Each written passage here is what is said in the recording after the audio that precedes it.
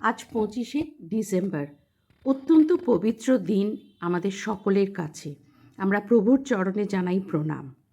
চলো আজকে আমাদের একটা প্রার্থনা থাকুক প্রভুর চরণে, রবি ঠাকুরের ভাষাতে।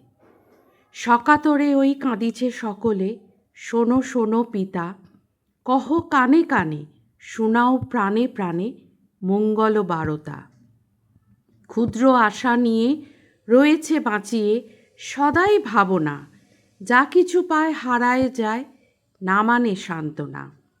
সুখ আসে দিশে দিশে বেড়ায় কাতরে, মরীচিকা ধরিতে চায় এ মরু প্রান্তরে।